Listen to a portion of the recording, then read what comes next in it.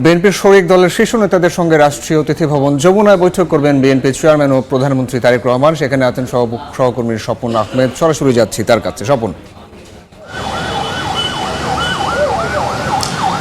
বিগত যুগপথ আন্দোলনে ও সংগ্রামে বিভিন্ন রাজনৈতিক দল ও জোটের সঙ্গে প্রধানমন্ত্রী তারেক রহমানের যে বৈঠক বা শুভেচ্ছা বিনিময় সেটি কিছুক্ষণ আগেই শুরু হয়েছে। প্রধানমন্ত্রী তারেক রহমান তিনি ঠিক সন্ধ্যা 7:27 রাষ্ট্রীয় অতিথি ভবন যমুনায় প্রবেশ করেন এবং তার কিছু পরপরই আসলে এই যে শুভেচ্ছা বিনিময় এবং আলোচনা সেটি শুরু হয়। এতটুকু পর্যন্ত আমরা জানতে পেরেছি।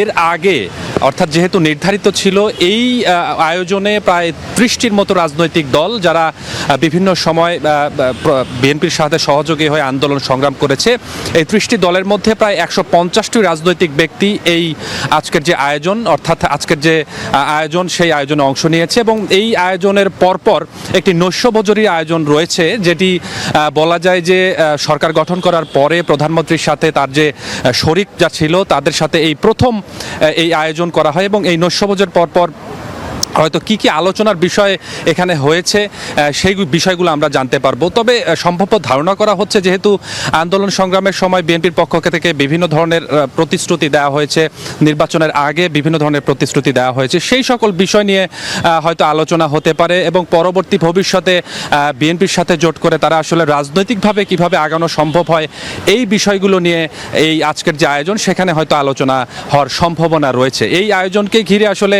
বেশ কড়া নিরাপত্তাই করা হয়েছে, যেহেতু প্রধানমন্ত্রী এখানে উপস্থিত হয়েছেন সন্ধ্যার অর্থাৎ বিকেল 5টার আগে থেকেই হয়তো এই যমুনার আশেপাশের যে সড়ক সেখানে বেশ নিরাপত্তা বলয় দিয়ে আসলে ঢাকা হয় এবং যেটা বলছিলাম তার আগেই বিশেষ করে এই আয়োজনে অন্যান্য শরিক দলের পাশাপাশি বিএনপির যে স্থায়ী কমিটি অর্থাৎ বিএনপির যে শীর্ষস্থানীয় নেতারা রয়েছে তারাও কিন্তু এখানে উপস্থিত হয়েছেন এবং সবার সম্মিলিতভাবেই আসলে এই আয়োজনটি অনুষ্ঠিত হচ্ছে। যেহেতু প্রথমবার সরকার গঠনের পরে প্রথমবার, অতএব কি বিষয় নিয়ে আলোচনা হবে এই বিষয়গুলো সুনির্দিষ্ট করে আমরা বলতে পারবো তখনই যখন এই আয়োজন শেষে শুভেচ্ছা বিনিময় শেষে নৈশভোজ হবে, তারপরে যারা আসলে এখান থেকে বের হবেন তারপরে আমরা আরও ভালোভাবে এই বিষয়গুলো জানতে পারবো। তবে যেটি বলছিলাম যে এই আয়োজনের মধ্য দিয়ে বিগত যুগপথ আন্দোলনে অংশ নেওয়া দলের সাথে সরকারি জোটের যে পারস্পরিক সম্পর্ক সেটির যে সুনির্দিষ্ট আরও ভালোভাবে রূপ নেবে এটির বার্তা কিন্তু বোঝাই যাচ্ছে এই আয়োজনের মধ্য দিয়ে।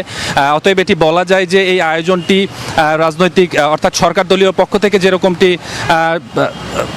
যেমনটি ছিল অর্থাৎ যুগপথ আন্দোলনে অংশ নেওয়া রাজনৈতিক দলের জন্য হয়তো প্রয়োজন ছিল। যাই হোক, আমরা আরও কি বিষয় নিয়ে আলোচনা হয়েছে এই বিষয়গুলো বলতে পারবো যখন তারা এখান থেকে বের হয়ে আমাদের সামনে উপস্থিত হবে। এই ছিল আমার কাছে আজকে যে প্রধানমন্ত্রীর সাথে যুগপথ আন্দোলনে অংশ নেওয়া দলগুলোর যে শুভেচ্ছা বিনিময় সেখান থেকে সবশেষ।